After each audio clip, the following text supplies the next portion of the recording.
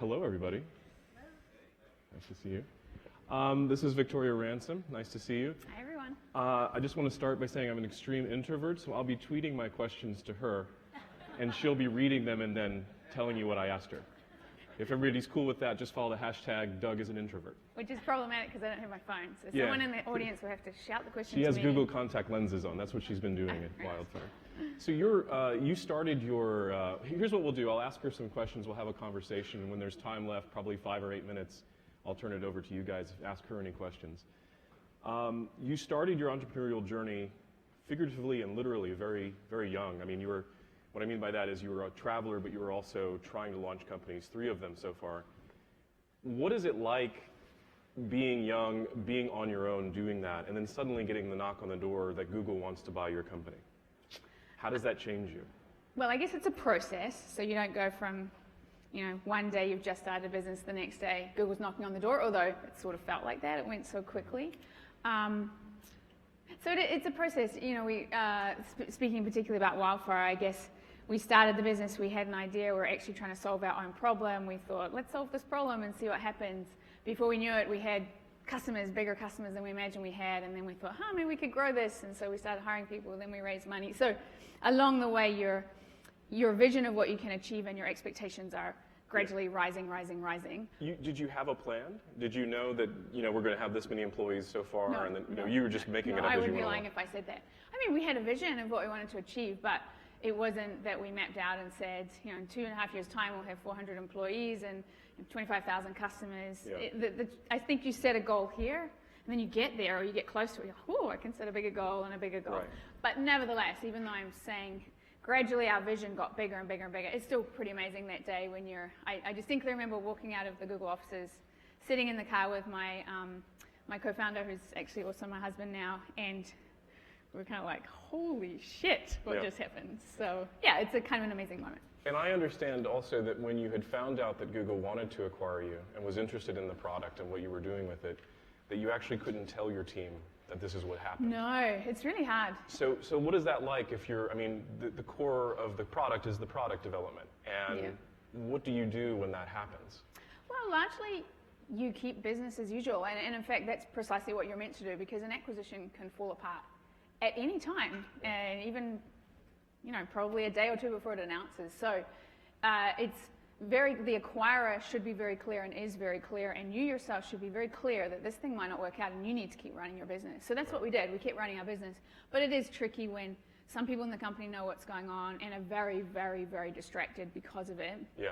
Other parts of the company don't, but they may sense that something's going on. And we were a very transparent organization. We gave a lot of information to the team. We're always very clear with the team. It was hard to be hiding such a big thing from the team. Yeah, and I guess the focus of our conversation is product development and what it's like to build a product on top of another service.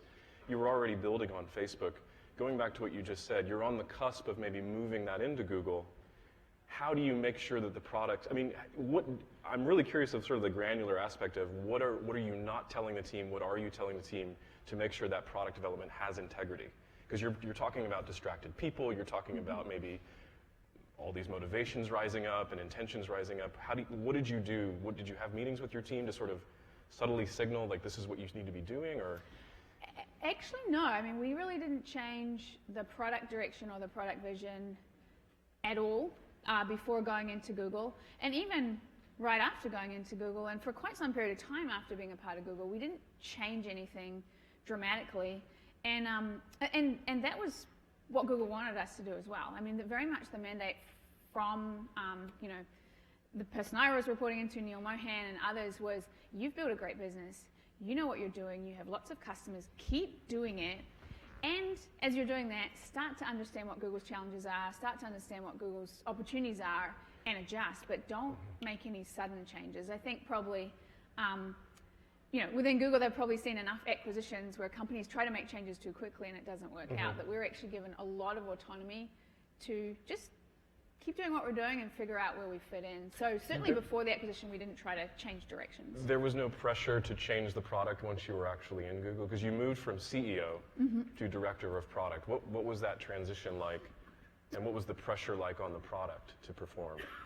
So I would say on the product specifically, aside from some of the obvious things like you have to make sure that you're compliant with all of Google's security and privacy and all of those sorts of things. That's something you need to assess and address right away. Beyond that, there were certain milestones set for these are the sorts of, and there were certain milestones set as part of the deal. This is what we want you to achieve. But like I say, it's actually quite a lot of autonomy and flexibility to do that at the pace that we thought made sense. In terms of my role, it was really interesting from one day to the next pretty much. Pre-acquisition, everyone in the company reported into me. I think I had 15 direct reports. Day of the acquisition, all of my direct reports, pretty much all of them started reporting into different departments within Google. So head of sales reported into someone in sales. CMO started reporting into Google marketing. So that was a kind of a weird moment, but in actual fact, it didn't change a whole lot right away. How was it? What do you mean it was weird? Well, just emotionally, suddenly we're this team and it reports into me and suddenly it doesn't. But in practice, that didn't change a whole lot. I think we still very much operated as a team as we had done, and even if I wasn't officially having these different departments report into me, in practice I was still overseeing everything. Do you feel that the product still has something of you and your co-founders' genetics in it, or your like the sort of mission and the zeal and the integrity that you would put into it as a startup? Yeah, definitely. I mean, it's still Alan and myself running the product organization. We've injected a few Google people into our product team, which is great, and into our engineering team. That's super helpful and healthy, but it's largely the same team. As I said, I guess I can't understate how much flexibility and freedom we've been given to chart our own path. In the previous interview, they were talking about how Microsoft had to buy Yammer because Yammer was going to eat its lunch in terms of revenue. Did you have to sell Wildfire? I mean, was that the intention? I mean, or did that just seem like the best thing to happen to the company? We certainly didn't have to. It wasn't the intention, and in fact, we weren't at all. It came out of the blue a little bit. It was a bit of a surprise to us. We had to have some kind of exit. I mean, we'd taken funding, and once you take funding, there's going to be some kind of exit. It's either an acquisition or you're going to go public. We were actually talking with bankers about the second option. Really? We were, yeah, because we didn't see any acquisitions on the horizon, and things were going really well. In our industry, a lot of consolidation happened all at once, so that really did give us sort of food for thought of, is this the kind of industry that we think is meant to be public and independent, or is there a dynamic happening? I think there is and there was of a consolidation of marketing technologies. Yeah. So that felt like, I think this consolidation is happening, and we're probably better to join that rather than be the consolidator. On top of that, a company like Google comes knocking. We knew they were going to make an acquisition. Yeah. If it wasn't us, they probably would have acquired someone else. So you think, we can turn them down. Will we get such a good opportunity? You didn't want that horse to pass you by, basically. The writing was on the wall. Not really, particularly when it's a great company like Google. So what's that like? What's your read on what that's like? Your product was built on Facebook, right? And now it's built on Facebook, built within Google. How is that received within the company? Do people look at that with suspicion? Do the people look at that with, what's really going on with Google? I mean, does that create a lot of conversations? I mean, we're only about almost 2 years into this, right? Yeah, so not so much anymore. But the truth is, when we were first acquired, there was we definitely had to help people understand why we were acquired, why it made sense. That sounds like a euphemism. Well, you have to understand, when you're acquired, there's certain sponsors for an acquisition, and they know all the rationale, and they believe in it, and they understand it. But there's 30,000 employees at Google more. They don't all understand the rationale for an acquisition. So I think a lot of the job of an acquired founder is actually to evangelize internally for what is your company, why is it important to Google, why are you here, what are you going to do? Yeah.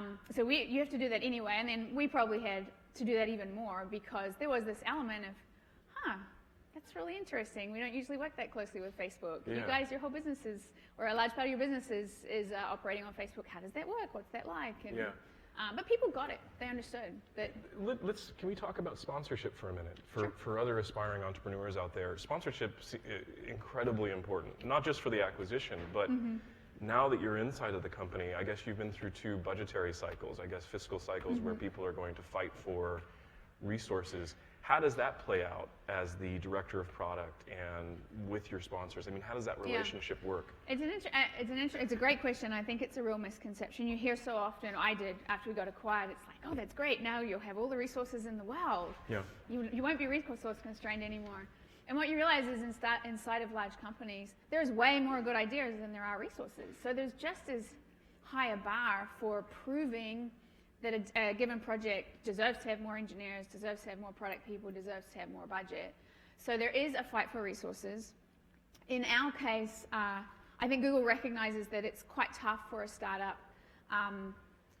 You've got to protect a startup a little bit, because if you look at it based on revenue, for example, probably there's another project that deserves to get more engineers than this startup here that doesn't have as much revenues as this billion-dollar business over here. So actually, during the first sort of headcount process and deciding how much headcount we'd get, we were put through sort of our own special process and pretty well protected.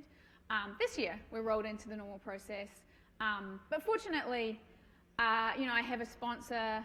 Our engineering team has a sponsor that understands why we're there, understands what the purpose is, and has been really helpful. Yeah. In the same token, I think, we're pretty well resourced. We were really well resourced when we came in, actually. Yeah. We were very lucky. We were able to keep our hiring goals when we came in. We already had a big team. The whole team got acquired, so we're sort of coming in pretty well, I think. How does customer acquisition work now that you're within that? I mean, does it operate like a separate entity, this business, and then your sales teams and marketing teams are out there going and getting those leads, or more or less? Or they just gravitate to you because you're in such a big company? So we've maintained our own sales team, so we didn't just roll sales into the Google sales organization, which again is one of those misconceptions. I think when you're first acquired, you think, oh, Google has 12,000 salespeople and they have offices everywhere in the world. We're going to be everywhere. And then you realize those salespeople have a gazillion things that they could sell. They don't necessarily want to learn how to sell a new product. And by the way, AdWords is really profitable, so they'll probably sell that, not this new product.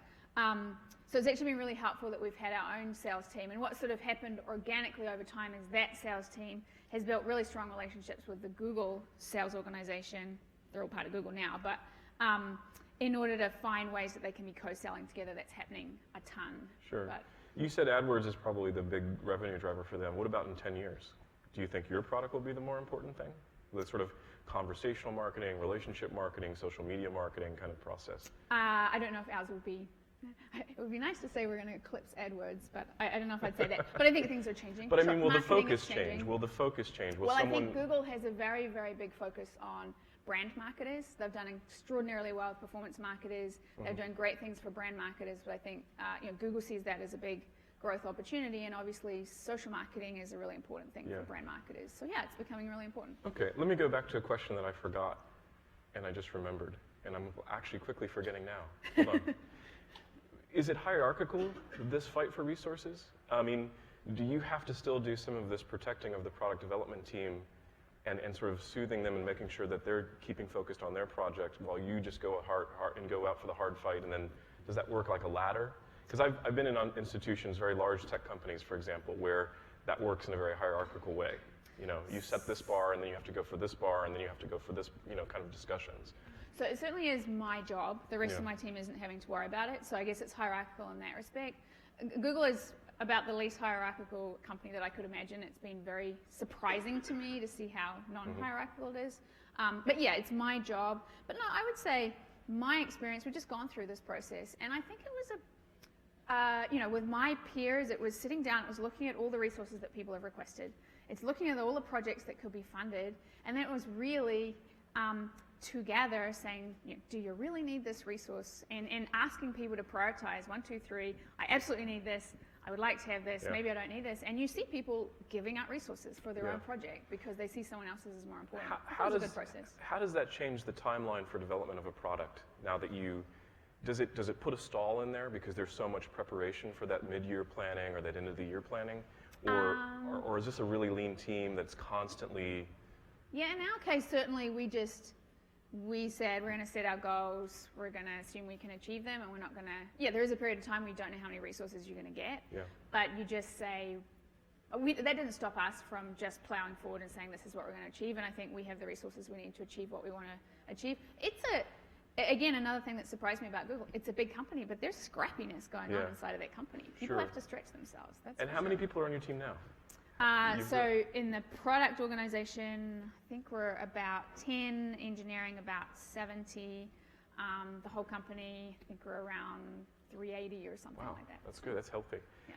Any advice for people who are not quite at the stage of growth, but that are iterating an idea, completely focused on product, maybe in the growth hacking space, where they're trying to get customers or they're trying to fit the customer to the product? What worked for you when you and Alan were trying to build this?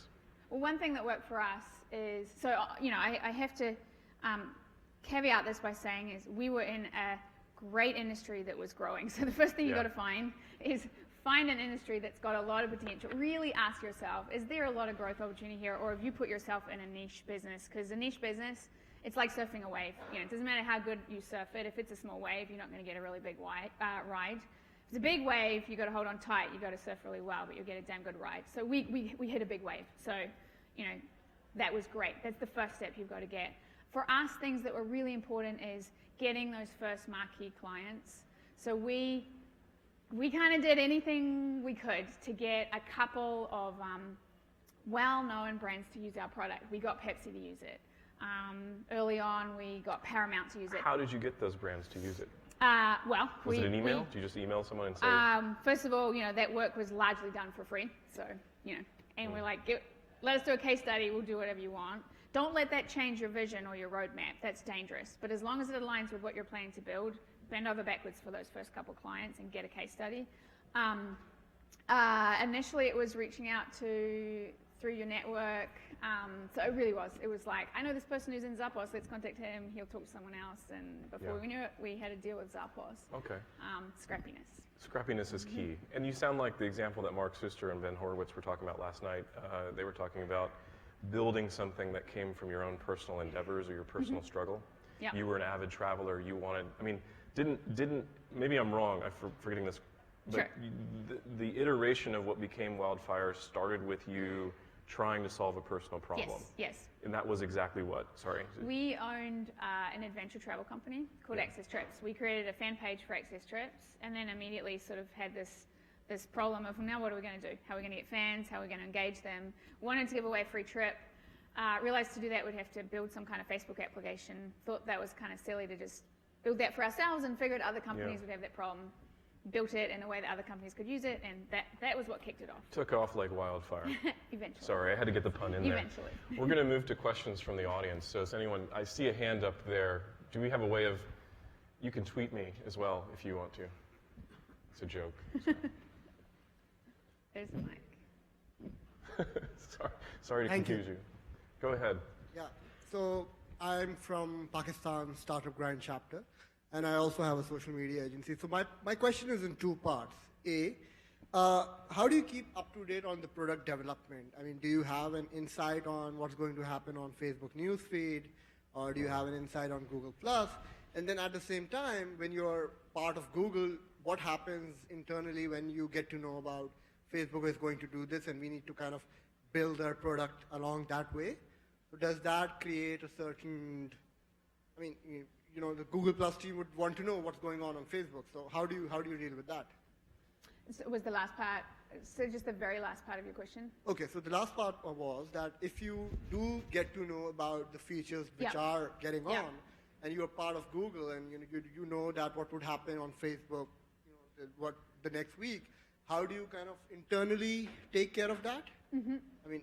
What would the Google Plus team come up and ask what's going on, and we need to know, and we need to also roll out that feature? How do you handle this diplomatically, I guess, but also professionally, ethically, but also how does that go into your product? First of all, the first thing I'd say is that it's very public knowledge we were acquired by Google. Facebook knows that very well. So Facebook lets us know what Facebook wants us to know. So that's one thing. But the other thing is, we've been pretty clear that we are Wildfire inside of Google, and we collaborate a ton with Google+, but The knowledge that we have about the ecosystem is the knowledge that we're using to build our product, not that we're sharing information back and forth. So we're pretty clear and careful about that. But again, like I would say, it's at the end of the day, the information that we're getting is what a lot of partners of Facebook are getting, and that information is very often public knowledge. If not right away, it becomes public knowledge quite quickly.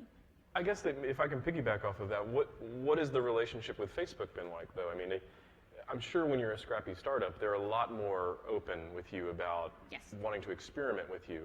Are there now sort of kid gloves on and not willing to? I mean, is it just the same relationship at all? I'm just wondering what the personalities are like or what the feeling is like. So I think the relationship has changed from when we were a small startup, but I would actually say that was changing anyway as Facebook grew up. So you're right, when Facebook was younger and we were just starting out, there was no program for preferred developers. There was no process for getting information through. So it was really like you'd go and visit Facebook and you'd tell them what you're doing, they'd tell you what they're doing, and you'd figure it out together. Yeah. Over time, they very much formalized that process for working with their partners in a good way, I think. So there's clear ways to communicate, and so I think that was happening anyway. Of course, a part of building on a platform, though, is that you try to build relationships inside of the company. So there's those relationships, which is a way to help you get additional information about what's going on inside of a company.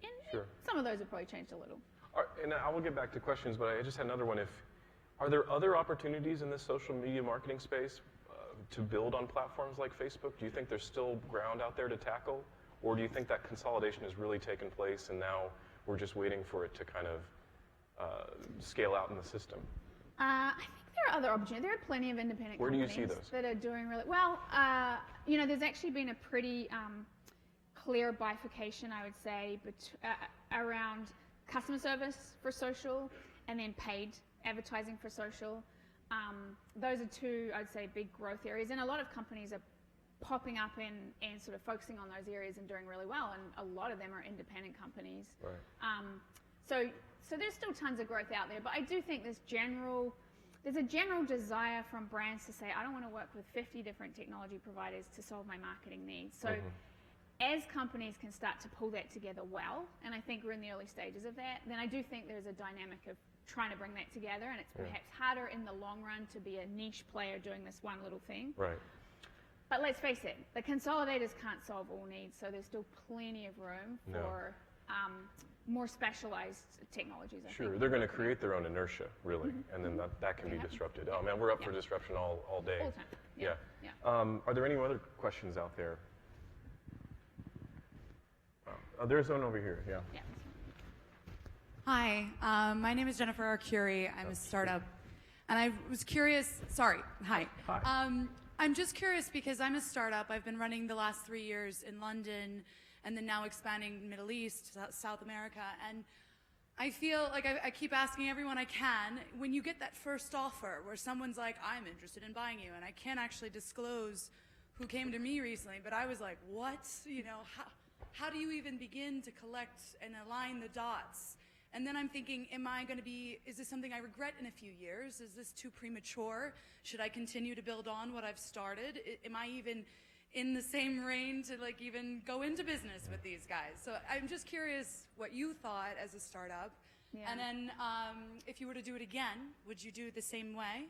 And then for the next time that you start your startup and the next person that comes to you wanting to put in the first offer of acquisition or merger, would you do it the same way? Would you?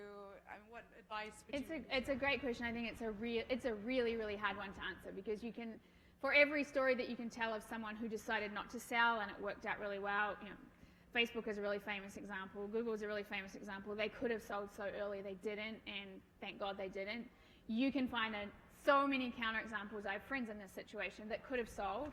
They didn't. The dynamics of their market changed, and they're in a really tough spot, and I bet they wish they could have sold. So it's a hard one for me to answer for you.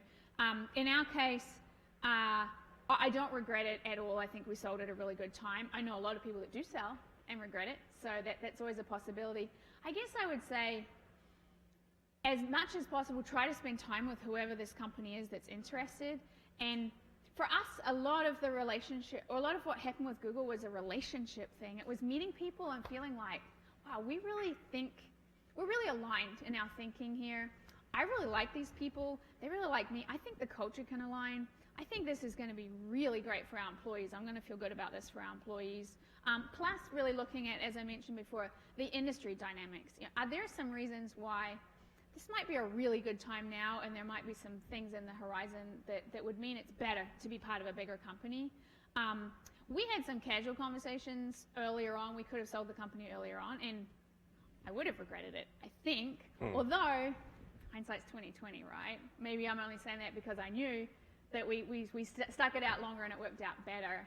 Hard one to answer, but I would say take that time to both really consider your industry dynamics, where your companies are at, and then to just feel really good about this relationship. Because I think when a lot of people regret it, it's when it was a really poor cultural fit and they're miserable inside of this acquirer, and they just say, I used to love what I'm doing and now I don't, and what did I do? I think we have one more question we can ask, and then. Can you please talk about how you figure out your customers, find out what they like, what they don't like, and drive your product to meet their needs? Sure. I think we've formalized that over time. Today we have a few different ways for doing that. So one is we have such fantastic knowledge inside of our company, inside of our client services organization, inside of our sales organization. So we have what are called core teams, which meet on a weekly basis with our product organization, and they share ideas. They share feedback from customers. They comment on features that we're developing. They comment on the roadmap. So using our internal resources. And then there's our product and UX team going directly to customers. So we have a set of customers that are really great advisors to us that we meet with on a regular basis. And then beyond that, there are a bunch of other customers that we just reach out to and we have conversations with. So it's as simple as that, I guess. It's a combination of directly being with customers and then being well tuned into our internal sales and client services organization. So I have one last thing to ask you before I wrap it up. You're a traveler. Do you have that wanderlust to go out and start another startup? Do you think you'll leave Google at some point and just create another challenge for yourself? I think it's likely. Awesome. But not right away. I'm happy where I'm at right now, but I think it's likely. Nice. Well, thank you very much for doing this. Thank you. That's fine. Thanks, everyone. Yeah.